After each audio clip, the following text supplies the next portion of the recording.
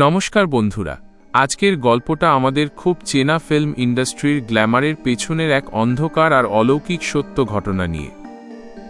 গল্পের নায়ক নায়িকা সমর আর আয়ুষী, নাম পরিবর্তিত। মুম্বাইয়ের থানেতে বাস করা এই দম্পতি দীর্ঘ 15 বছর ধরে রূপলী পর্দায় নিজেদের জায়গা করার চেষ্টা করেছিলেন। সমর ছোটখাটো রোল করলেও বড় ব্রেক পাচ্ছিলেন না। অন্যদিকে আয়ুষী কিশোরী বয়সে জনপ্রিয়তা পেলেও সময়ের সাথে সাথে ইন্ডাস্ট্রির ইঁদুর দৌড়ে পিছিয়ে পড়েন। মানসিক অবসাদ আর গ্লানি থেকে মুক্তি পেতে 2018 সালে ওরা ঠিক করেন এই মায়ানগরী ছেড়ে দেবেন। গন্তব্য হায়দ্রাবাদ, সেখানে নতুন করে বাঁচার স্বপ্ন। সেই কালো রাত্রি, নিজেদের সব আসবাবপত্র ট্রাকে তুলে দিয়ে ওরা সন্ধ্যাবেলায় রওনা হলেন নিজেদের গাড়িতে।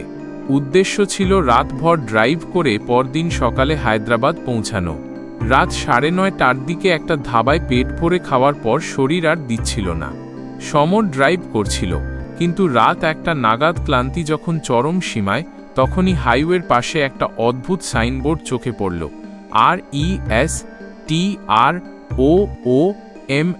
RESTROOMHOTEL।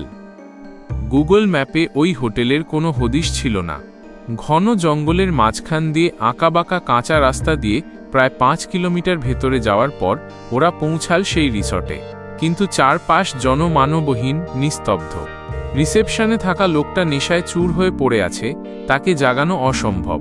কোনো উপায় না দেখে ওরা ঠিক করলেন ওই নির্জন মাঠেই গাড়ির ভেতর রাতটা কাটিয়ে দেবেন। কাঁচের জানালায় কালো পর্দা টেনে ওরা যখন ঘুমের দেশে, তখনই শুরু হলো সেই বিভীষিকা।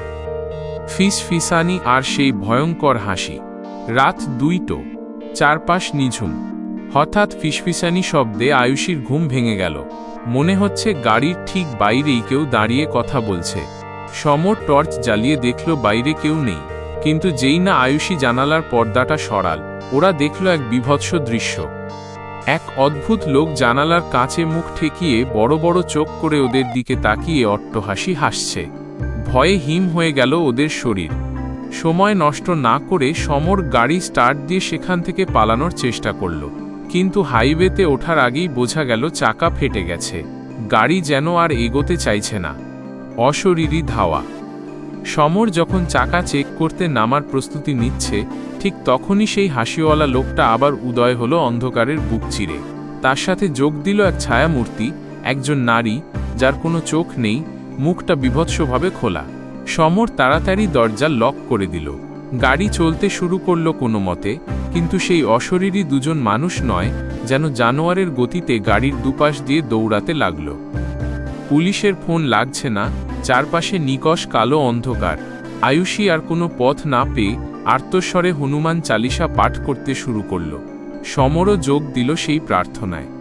অলৌকিকভাবেই দেখা গেল সেই অশরীরী মূর্তি দুটো ধীরে ধীরে পিছিয়ে যাচ্ছে। বেশ কিছু দূর যাওয়ার পর দূরে ট্রাকের আলো দেখা গেল। ট্রাক চালকদের জটলা দেখে ওরা যখন গাড়ি থামাল, তখন ওরা বুঝতে পারল ওরা মৃত্যুর মুখ থেকে ফিরে এসেছে। 2018 সালের সেই দুঃস্বপ্ন আজও 2026 সালে দাঁড়িয়ে সমর আর আয়ুষীকে তাড়িয়ে বেড়ায়। ইনস্টাগ্রামে পাঠানো সমরের এই সত্যি ঘটনাটি আমাদের মনে করিয়ে দেয়, পৃথিবীতে এমন অনেক জায়গা আছে যেখানে মানুষের এনার্জি আর প্রকৃতির শক্তি এক সমান্তরালে চলে না।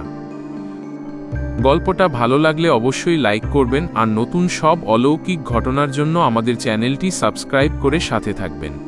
আগামীকাল আবার দেখা হবে নতুন কোনো এক রহস্য নিয়ে। ধন্যবাদ।